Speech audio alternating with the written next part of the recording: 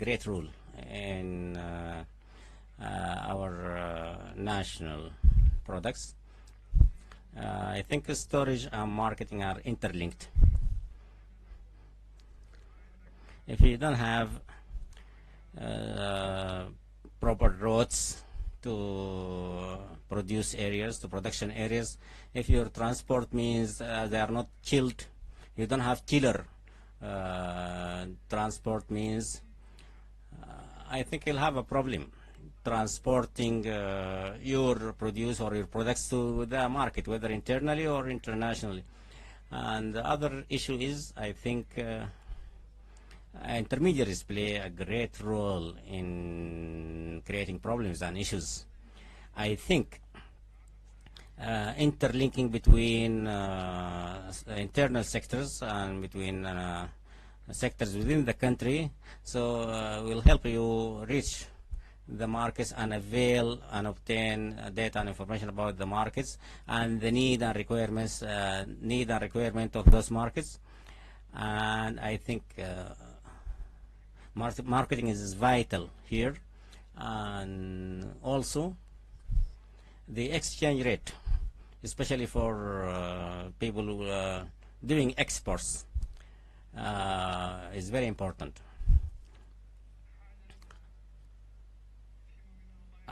They need to have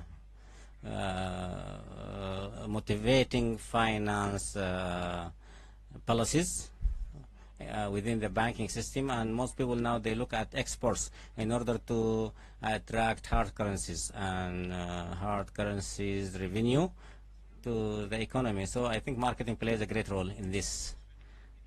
I think marketing is the beginning for our topic here. So if you know where your market is and what products are needed, and even so you can have a good option actually selecting the location that you can lease or rent, and you know your consumer's location, so you have to be close to the consumer point. I have chosen Soba because Soba is near, adjacent to the airport, and it's adjacent to the central market, and adjacent to Khartoum and to Jabal Awliya, all these surrounding markets. So it's the location choice is very important, and the demand, study of demand is, and the type of seats preferred or preferred by consumers, types of products preferred by the consumers, and for what purpose they want to use. So all these issues, they help us. All these questions, the responses to all these questions defines actually the choice of our seeds, the choice of our market, the choice of our products, and the choice of our agricultural season.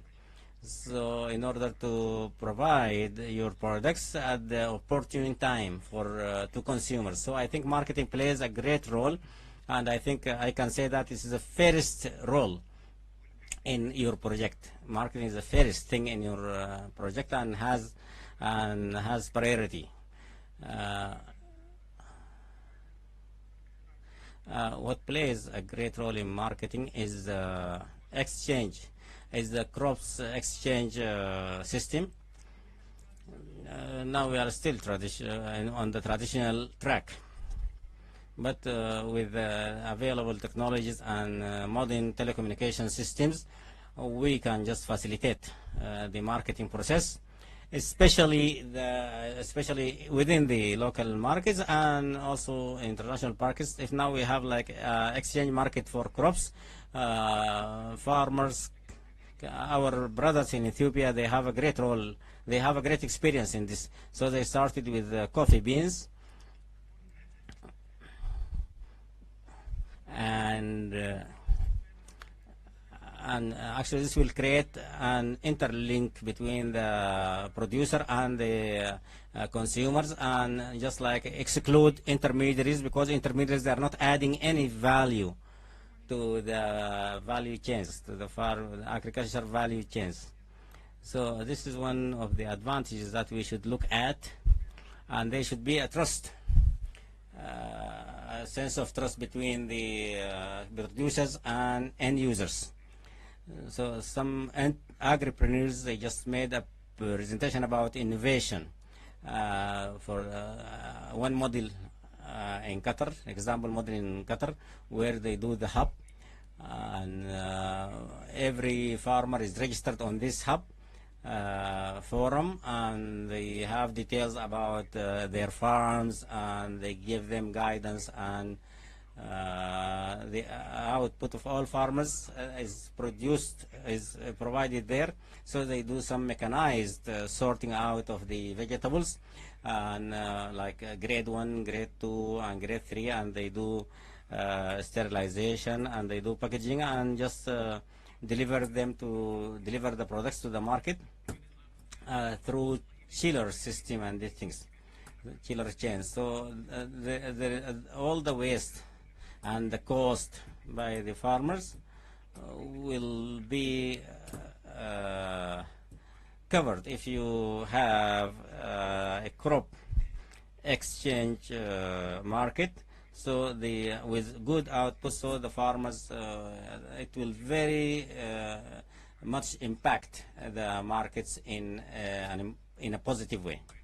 Okay, this is good, but look, if you are talking about the actual opportunities for agripreneurs, we have to understand the nature of the problem itself.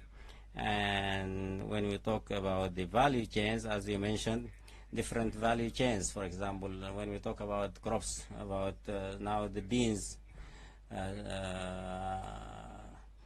there are many intermediaries in between the farmers, producers, and the end users.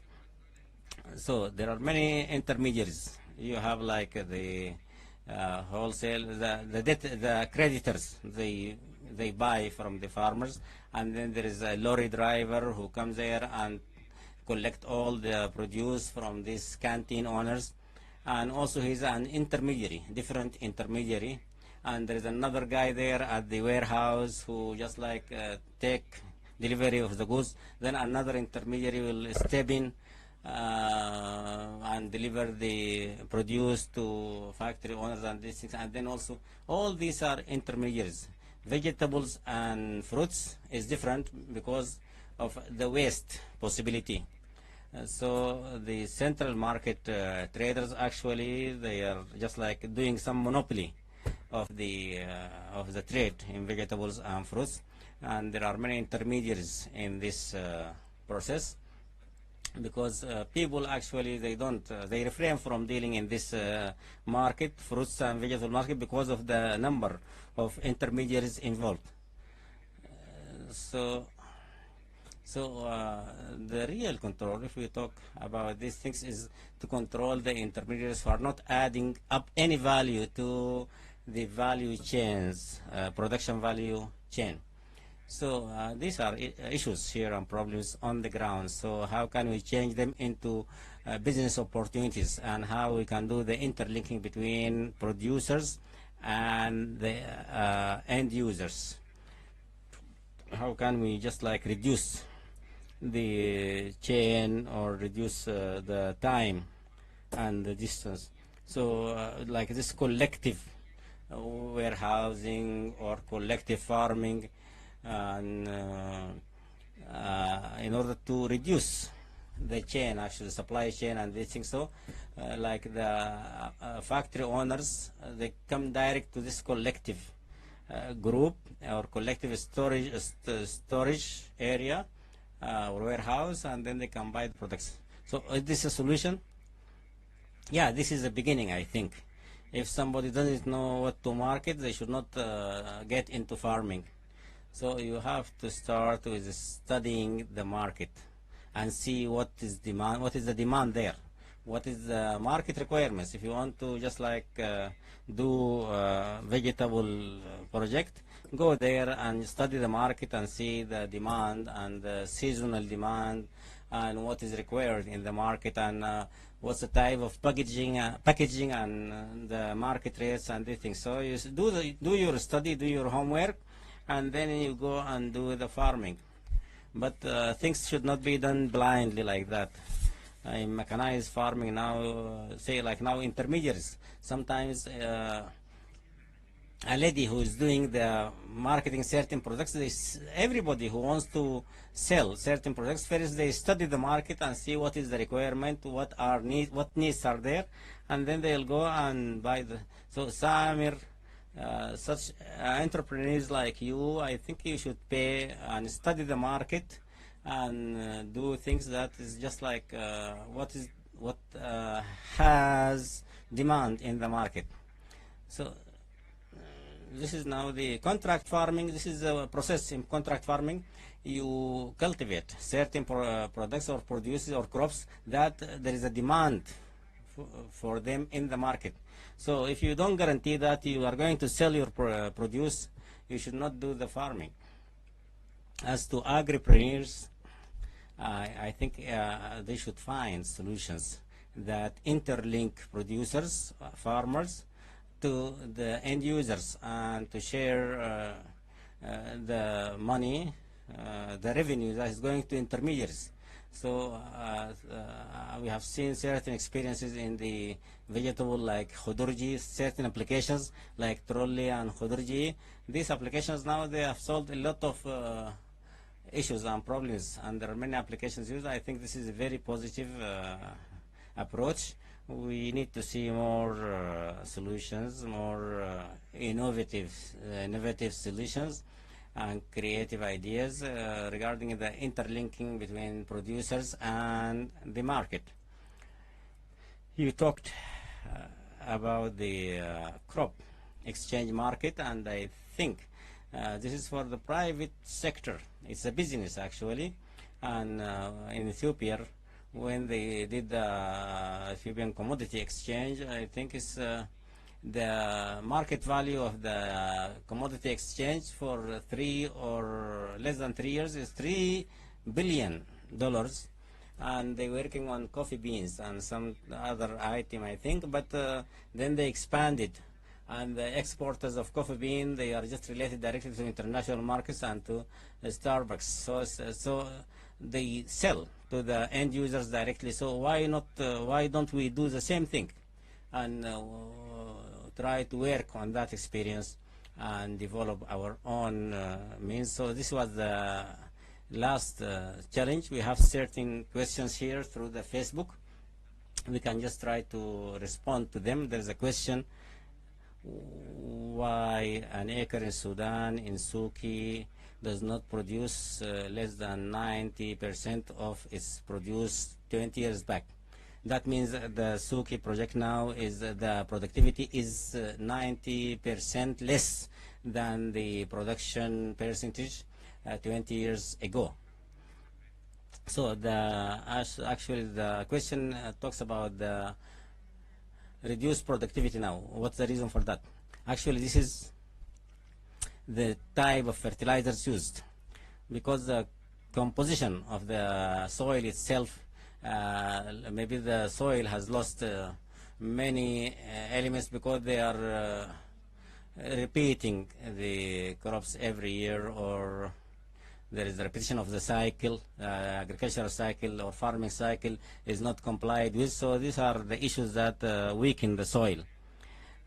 Before, in the irrigated farming, I think the agricultural cycle or farming cycle is a must. It was a must before. So also the clearing of grass, and if you don't do proper clearing of your land, and I think the grass will take out, or will absorb the elements, nutritional elements in the soil. And Sudan is one of the countries that they don't use fertilizers. Farmers here in Sudan, they don't use fertilizers. We are 7.2 per hectare, 7.2 kg per hectare, which is very weak percentage compared to European countries and even in Egypt. So fertilizing plays a great role in productivity, and also clearing plays a great role in productivity. Well, I think farming, if you want your flower to be nice, you have to nurture, and I think farming depends on nurturing, depends on, it's in the end it's a microbiology business, and so you have to develop and improve these microbiologies or the components and elements within the soil, and know when and how to use and preserve the carbon within the soil during flooding season. Sometimes you see like a foam in the water when you just irrigate your farm. This is carbon actually. It's going out. So the microbiology element is very important all over the world, because it can be stored at a very high cost. We have this what we call black gold, carbon dioxide. So whenever they get like the sun and water, so they fertilize the soil, they nurture the soil, and they nurture the roots, and the pH level also in the, if there is a balanced pH level in the soil. So I think the end issue is microbiology. We have to preserve the microbiology within the soil. So generally things like interlinked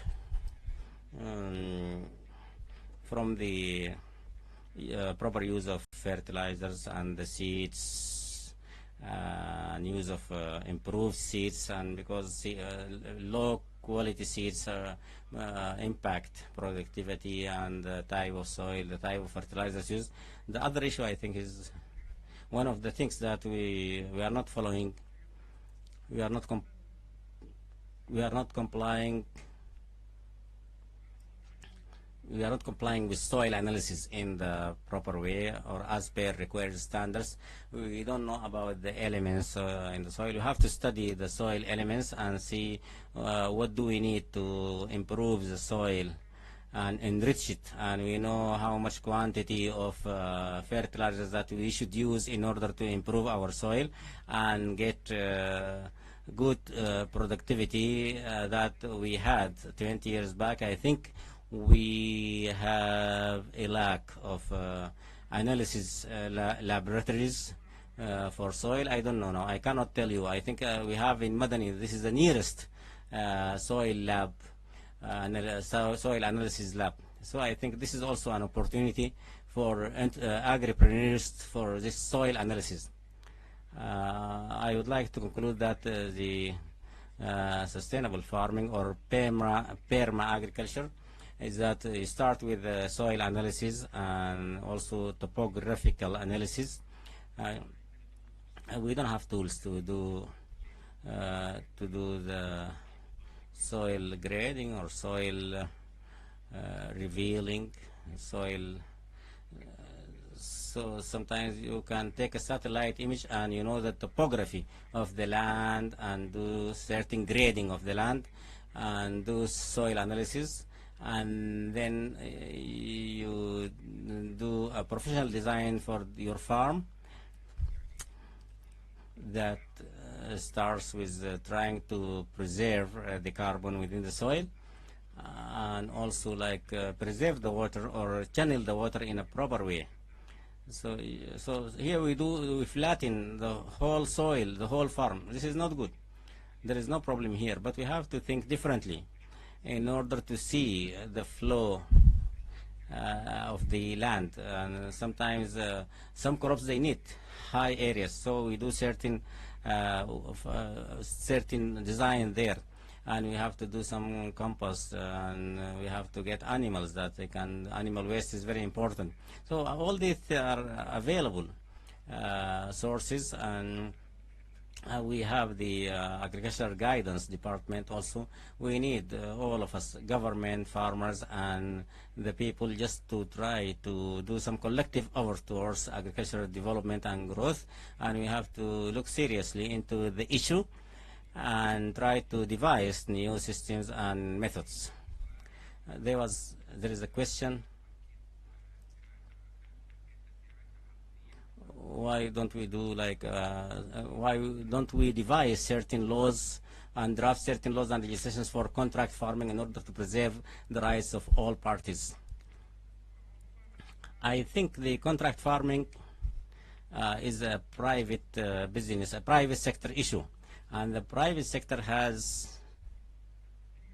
the legal authority to do contract farming, and they do the contracts in a way that preserve the rights of producers and end users. But I think the private sector, they don't have an intent or intention to harm the producers, but they want to develop the small-scale producers, and they try to preserve their rights more than preserving the company's right. I think the contract farming or the contracts for farming contracts are very clearly defined, and the provisions are there. If you deal with a company that does not preserve your right, I think you can seek other options, other companies. So I think contracts are fair. Most of them are fair between private companies and the producers, small-scale farmers. I think development of the development of business and awareness is most important. If we look at farming now, it's also a social. There's a social aspect for farming in Sudan, because it's collective work between people from different tribes, different communities, and they're working on the same thing. So if we manage through these communities and these bodies that we develop the labor force capacities and capabilities and skills. I know there are standards there in place, but they are not that accurate. They need some development.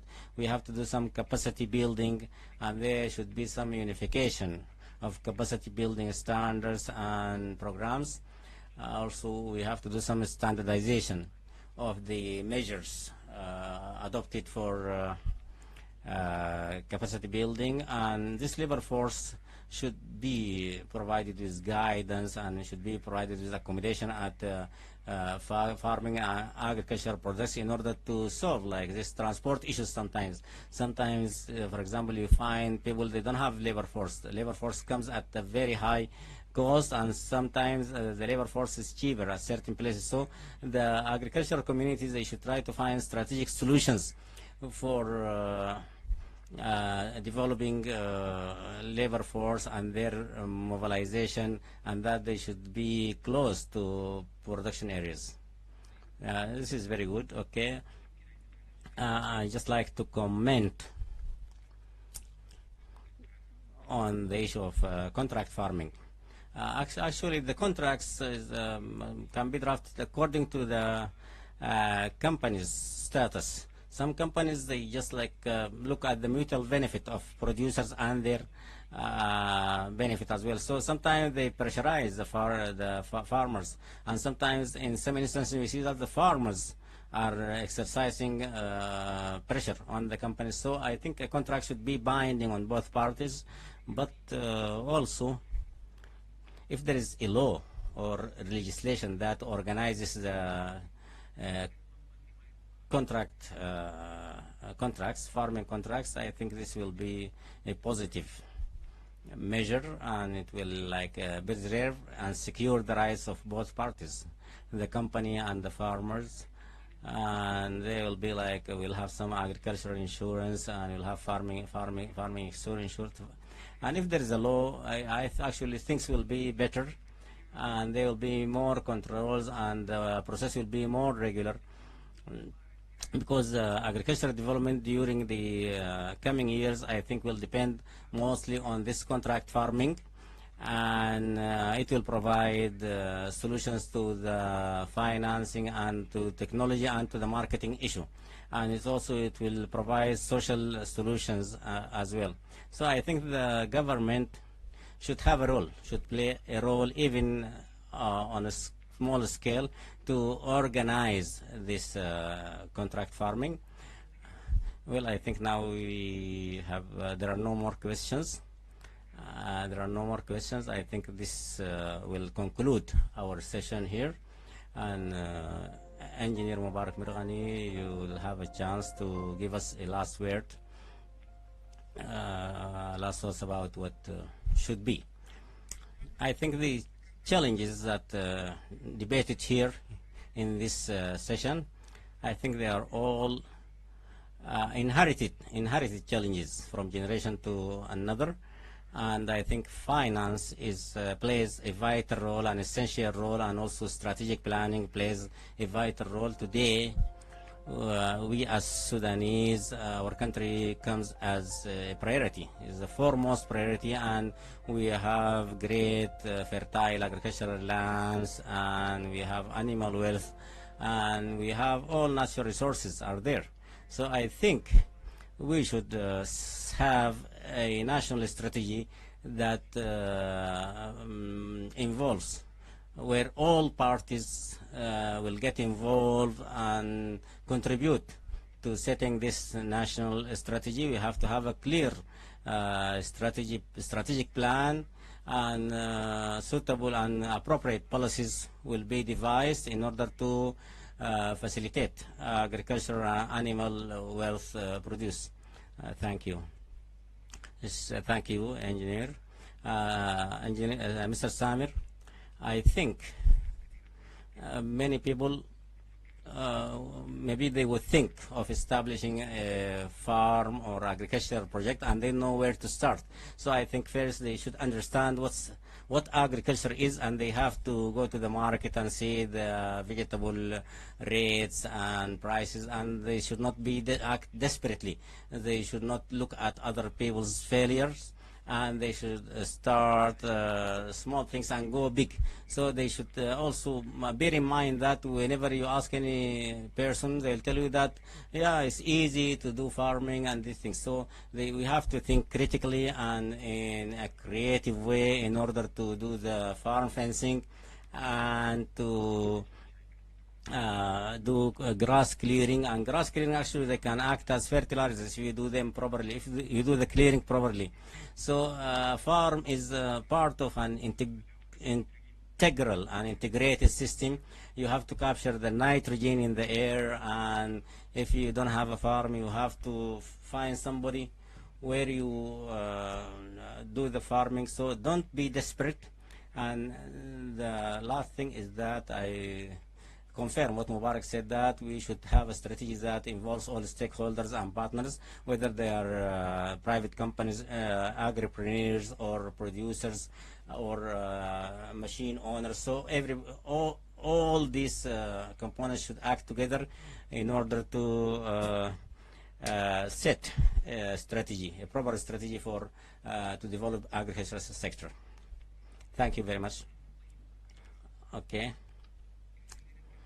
Today we have talked about the issues, challenges in the agricultural sector and farming sector in Sudan, and we also talked about how to transfer these challenges into opportunities. And also there is a message for agripreneurs and entrepreneurs. It's not necessary that you be a farmer in order to work in the agricultural and farming sector, and you can establish your own farming project regardless of what is your profession.